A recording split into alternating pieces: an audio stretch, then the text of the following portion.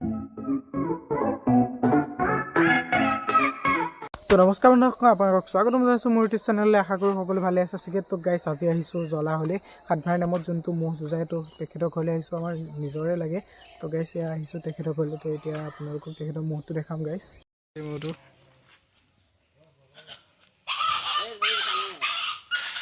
গাইছ দেখিছে, মহটো অলপ স্বাস্থ্যটো দেখিছে, মোচন চাওক গাইছ।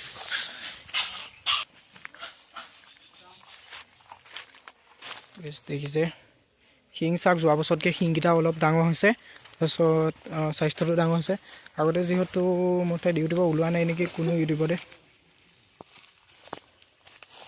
তো বেছ দেখিছে এইটো মহটো ককা। এতিয়া হেৰি দেখিছে, উচ্চতম ন্যায়ালয়ত পেটা সংগঠনে এখন এছঅ'পি দিছে মহ যুঁজ বন্ধ কৰা। তাৰ ওপৰত কি ক'ব এতিয়া আপুনি? তাৰ ওপৰত কি ক'ব এতিয়া, মানে চৰকাৰে যিটো বন্ধ কৰিছে হয় সেইটো হয় বাৰু। আমিও মানুহ, কিন্তু এতিয়া ইমান ডাঙৰ ডাঙৰ মহ কেনেকৈ ৰখাম? সেইটো হয় বাৰু। এতিয়া মহৰ অশান্তি সুবিধা দিয়ে আমিও সুখী হ'ম। যিহেতু আমাৰ অসমীয়া কালচাৰ হয়, সেইটো কালচাৰটোৰ ওপৰত মানে অকণ গুৰুত্ব দিব লাগে মহখিনি। আৰু পেটা সংগঠনে ভুল ভাবি আছে যে আমি মহখিনি কষ্ট দিওঁ বুলি ভাবিছে, কিন্তু আমি যদি মহখিনিক নুযুঁজাওঁ সিহঁতি নিজে হ'লেও যুঁজিব। নিজে হ'লেও বেলেগত হ'লেওতো জগৰ লগাবগৈ।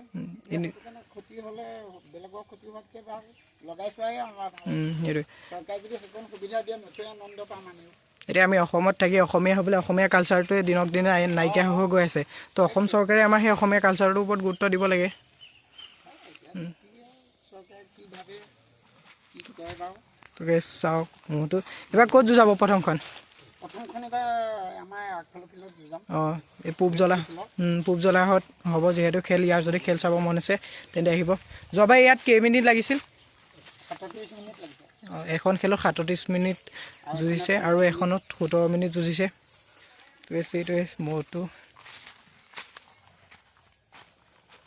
সজা আছে।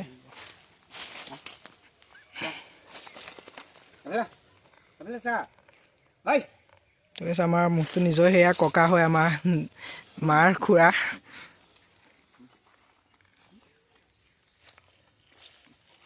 যিহেতু মোৰ এটাই অনুৰোধ অসম চৰকাৰলৈ, পাৰিলে মহ যুঁজটো আপোনালোকে উঠাই নিদিব। কাৰণ কি অসমৰ কালচাৰ হয় যেতিয়া। এতিয়া অসমত গৈ পেলাই অসমত মাঘৰ বিহুটো মহ যুঁজৰ অবিহনে মাঘৰ বিহুটো একদম মাঘৰ বিহু মহ যুঁজৰ কাৰণে এইটো বিখ্যাত।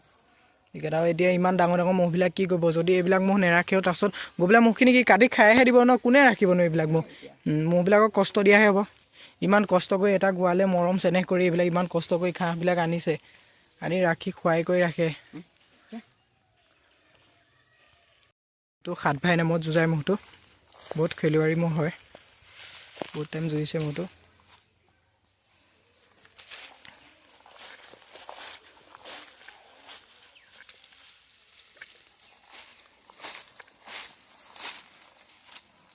মহটো স্বাস্থ্যটো আৰু শিংকেইটা ঘৰতে উপজা টাইপৰ হয়, বহুত সৰুৰে পৰাই ডাঙৰ কৰিছে তেওঁলোকে পুহি পালি।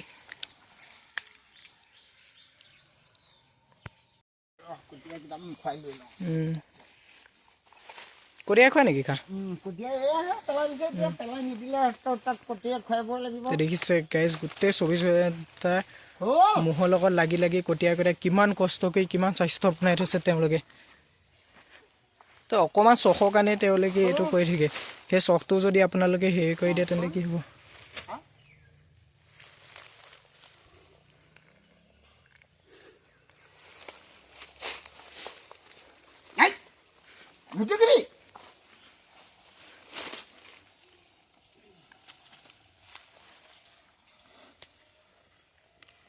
দেখিছে মহটো স্বাস্থ্য পাতি ফালৰ পৰা যথেষ্টখিনি হৈছে, যোৱা বছৰতকৈ অকণ ডাঙৰ হৈছে চাইজটো। আৰু গলটো দেখিছে, গলটো কিমান মোটা আছে। এইটোতো একে সৰু ঘৰতে জন্মিছিল নে কিনি আছে? ঘৰত জন্ম হয় ন? তো গাইজ দেখিছে এইটো একে ঘৰত উপজা মহ, ঘৰতে জন্ম হোৱা মহ।